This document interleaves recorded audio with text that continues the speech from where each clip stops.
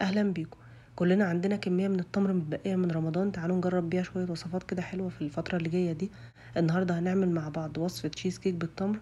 طبعا سهله وصحيه، واكيد مش هنضيف لها اي سكر لان التمر لوحده كفايه، وكمان عشان نستفيد بفوائد التمر. يلا بينا نشوف الطريقه مع بعض. اول حاجه انا استخدمت تقريبا حوالي 15 حبه من التمر، اي نوع متوفر عندكم. اللي انا استخدمتهم دول كانوا نوعين، خمسة تقريبا من نوع وعشرة من نوع تاني. هنضفهم بالشكل ده وهشيل منهم النوى، ولو التمر اللي عندكم مش محتاج خلاص هنستخدمه على طول. هنجهز بقى الكمية بالشكل ده وهنضيفها كده في طبق يكون عميق شوية عشان هننقعها. هضيف عليها مية سخنة بتغلي. وطبعا ده على حسب درجة رطوبة التمر، يعني التمر اللي عندي كان ناشف شوية فهنقعه تقريبا حوالي ربع ساعة. لو التمر طبعا طري هتنقعه وقت أقل. المهم هو لازم يتنقع عشان كمان يتخلط معانا بسهولة. كمان درجة النقع هتختلف برضو، لو انتوا عايزين يكون ناعم قوي او لو في لسه قطع بس بسيطة كده تكون باقية. هشيله بس على جنب لحد ما يطرى شويه. هنجهز الطبقه الاولى من التشيز كيك.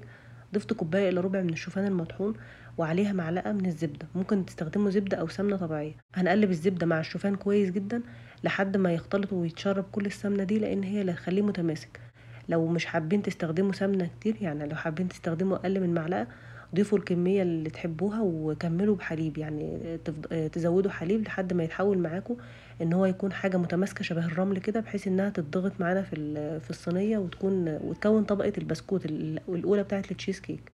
انا قلبتهم كويس جدا مع بعض لحد ما وصل للشكل ده، وبعدين بقى هنضغطه كويس جدا بايدينا وبعد كده بالمعلقه بس عشان نسوي الشكل ويكون شكله منتظم كده. واول ما الطبقه دي يكون شكلها كده متساوي وتتضغط معانا كده، هدخلها على طول بس التلاجة بحيث انها تتماسك شويه لحد ما نجهز الطبقه التانية. هنرجع للتمر اللي كنا نقعينه.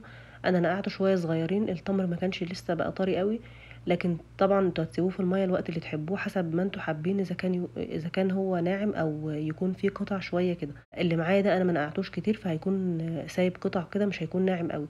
وطبعا دي حاجه اختيار شخصي يرجع ليكم. نزلت التمر كده في الكبه، بس اخدت الميه بتاعته. انا زودت لها 3 معالق صغيره من الجيلاتين.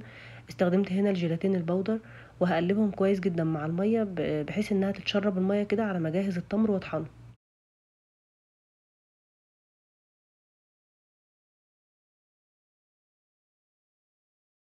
هشيلها بقى على جنب وهطحن التمر كده. التمر طبعا زي ما هو واضح مش مطحون ناعم قوي، لان هو اصلا ما كانش اتنقع كتير في الميه.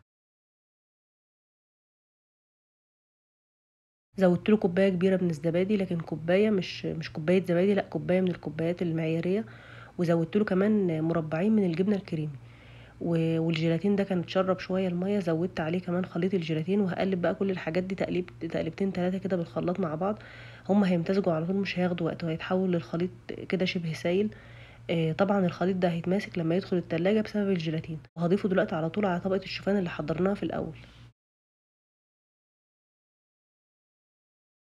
طبعا قطع التمر اللي ما اتطحنتش باينه جدا في الخليط. هدخله بس التلاجة لمدة 4 ساعات وهيكون بقى متماسك معانا ونقدمه على طول. وبعد 4 ساعات بالظبط كان بالشكل ده متماسك جدا، هقطعه وهقدمه على طول. كمان انتوا تقدروا تعملوه في كاسات صغيرة، يعني مش لازم في طبق كبير، ممكن تعملوها كاسات كده صغيرة كل واحد ياخد واحدة مثلا لوحده.